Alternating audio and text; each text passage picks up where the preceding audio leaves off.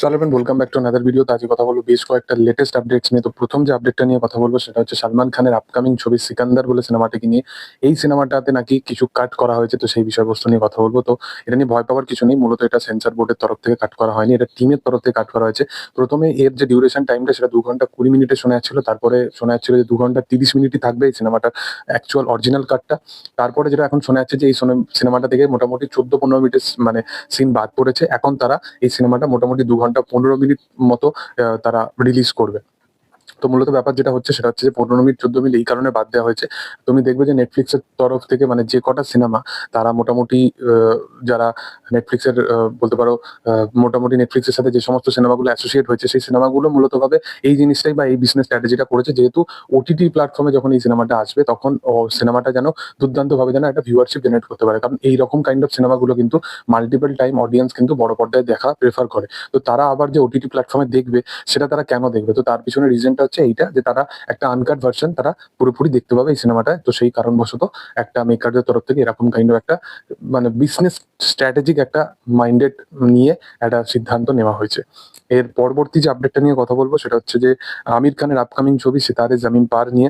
সিতারে জামিন পার এই ছবিটা আসতে চলেছিল মোটামুটি জুন মাস, এরকম মে জুন মাস করে। বাট এখন যেটা শোনা যাচ্ছে যে এই সিনেমাটা আরো কিছু টাইম নেবে এবং এই সিনেমাটা আরো পোস্টপোন্ড হবে। মোটামুটি জুলাই করে হয়তো আমরা এই সিনেমাটা হয়তো দেখতে পেতে পারি, কারণ এই সিনেমাটা কোনো রকম সিনেমার সাথে ক্লাসে আসতে চাইছে না। সিনেমাটা একটা সিঙ্গেল রিলিজ চাইছে। আমির খানের অনেকদিন পর একটা সুপারহিট সিনেমার অবশ্যই প্রয়োজনীয়তা আছে এবং আমির খান প্রচন্ড এখন সোশ্যালি খুব অ্যাক্টিভ হয়ে গেছে।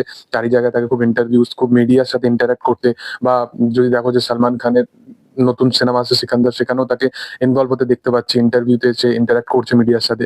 তো এই বিষয়গুলোতে আমির খানকে প্রচন্ড দেখতে পাচ্ছি। তার পিছনে রিজনটা হচ্ছে যে সে বুঝে গেছে যে যতটা আমি লোকের সাথে ইন্টারাক্ট করব, যতটা আমি লোকের মাইন্ডের মধ্যে থাকবো, যতটা প্রেজেন্সের সাথে জড়িয়ে থাকবো, তত বেশি আমার আপকামিং যে সিনেমাটা আসবে সেইটার জন্য একটা বেটার হবে। আবার যদি আপকামিং সিনেমাটা সুপারহিট হয়ে যায়, আমির খান আবার নিজের সেলফের মধ্যে চলে যাবে। তো আমির খান মানুষটা এরকম সবকিছু খুব স্ট্র্যাটেজিকলি সে মেনটেন করে, এবং এটাও পুরোপুরি সে যে এই চারিপাশে ঘোরাঘুরি করছে এটার পিছনে রিজনটাও কিছু একটা স্ট্র্যাটেজিকলি ব্যাপারই থাকবে। এর পরের যেটা আপডেট নিয়ে কথা বলবো সেটা হচ্ছে প্রভাসের আপকামিং ছবি স্পিরিট বলে ছবিটাকে নিয়ে। তো এই ছবিটা নিয়ে মূলত যে আপডেটটা উঠে এসেছে সেটা হচ্ছে যে সন্দীপ রেড্ডি ভাঙ্গা সে প্ল্যান করেছে যে প্রভাসের অপোজিটে এখানে আমরা একজন বড় বিগেস্ট একজন ভিলেনকে দেখতে পাবো এবং তার দাদা হিসাবে একজন বড় বিগেস্ট সুপারস্টারকে দেখতে পাবো। তো প্রভাসের দাদা হিসাবে এখানে সঞ্জয় দত্তকে দেখা যাবে এবং ভিলেন হিসাবে এই ছবিতে বিজয় সেতুপতিকে দেখা যাবে। এবং অলরেডি কখনো মৃণাল ঠাকুর, কখনো সাইফ আলী খান, কখনো করিনা কাপুর, এদের নাম তো উঠেই এসেছিল। বাট যদি বিজয় সেতুপতি এই সিনেমার ভিলেন হয় এবং সন্দীপ রেড্ডি ভাঙ্গা যদি সিনেমার ডিরেক্টর, অবশ্যই তো বুঝতে পারছো যে সেতুপতিকে কিভাবে সে ব্যবহার করবে। তো আমি এটা ভেবেই আমার বিশাল মানে একটা এক্সপেকটেশন আরো 10x লেভেলে চলে গেছে। এর পরবর্তী আপডেটটা হচ্ছে সঞ্জয় দত্তকে নিয়ে। তো সঞ্জয় দত্তের আপকামিং কোনো একটা সিনেমায় আমরা সালমান খানকে দেখতে পারি। তো সালমান খান এবং সঞ্জয় দত্তকে নিয়ে একটা কিন্তু মাস কমার্শিয়াল সিনেমা কিন্তু প্ল্যানিং করা হচ্ছে। সবকিছু ঠিকঠাক থাকলে সালমান এবং সঞ্জু এই দুজনের যে জুটিটা সেটা আমরা বড় পর্দায় দেখতে পারি। অ্যাটলির কোথাও গিয়ে 3টে সিনেমা সেলড হয়ে যাওয়ার কারণে অ্যাটলি মোটামুটি এখন যে আল্লু অর্জুনের সাথে প্রজেক্টটা সেটাও কোথাও গিয়ে মানে আল্লু অর্জুন একটা ডিমান্ড করেছে 175 কোটি টাকার মতো, এবং তার সাথে সাথে সে একটা প্রফিটেবল শেয়ারও নেওয়ার কথা সিদ্ধান্ত নিয়েছে। তো সেই সিনেমাটা নিয়ে এখন মানে ইনিশিয়াল লেভেলে খুবই কথোপকথন চলছে। বাট যেটা আপডেট উঠে আসছে যে সালমান খান এবং অ্যাটলিস্ট যে সিনেমাটা আসার কথা ছিল সেই সিনেমাটা কিন্তু খুব তাড়াতাড়ি আসবে না, এটা সালমান খানের তরফ থেকে নাকি জানানো হয়েছে। রিউমার্স এটাই উঠে আসছে। সালমান খান এটা জানিয়েছে এটা আসতে সময় লাগবে। অবশ্যই ছবিটা একটা বিগেস্ট একটা বাজেট ডিমান্ড করে, তো সেই কারণবশত এই ছবিটা আসতে অবশ্যই সময় লাগবে।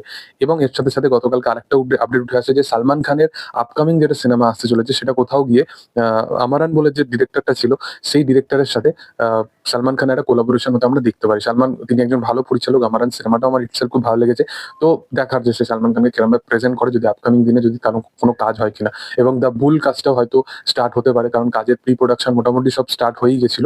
এবার কাজের শুটিং হওয়াই জাস্ট বাকি ছিল। তো বুল কাজটাও হয়তো কোথাও গিয়ে শুরু হতে পারে, কারণ একটা মিডিলে একটা আপডেট উঠে এসেছিল। তো দেখার যে সেটা আদৌ হয় কিনা। এর পরবর্তী আপডেটটা হচ্ছে রামচরণকে নিয়ে। তো রামচরণের আপকামিং যে সিনেমা রামচরণ 16, সেই সিনেমাতে আমরা রামচরণের অপোজিটে জাহ্নবী কাপুরকে দেখতে পাবো। এবং এই ছবিটারও কিন্তু একটা গতকালকে পোস্ট আসে। এই ছবিটা সম্ভবত 2026 সালে রিলিজ হবে। এবং প্যারাডাইস বলে নানির যে আপকামিং সিনেমাটা, এই সিনেমাটাও 26শে মার্চ আগামী বছর, এই গতকালকে যে দিনটা গেল সেই দিনেই প্যারাডাইস বলে সিনেমাটা রিলিজ হতে চলেছে, মানে ঈদের টাইমে হয়তো রিলিজ হতে চলেছে নানির আপকামিং ছবি প্যারাডাইস। তো এগুলোই ছিল আপডেট। তোমাদের কি বক্তব্য? তোমরা অবশ্যই এই বিষয়বস্তু নিয়ে কমেন্ট সেকশনে জানাতে পারো। ভিডিও যদি ভালো লেগে থাকে অবশ্যই লাইক শেয়ার সাবস্ক্রাইব করে দিও। Thank you all. বাই।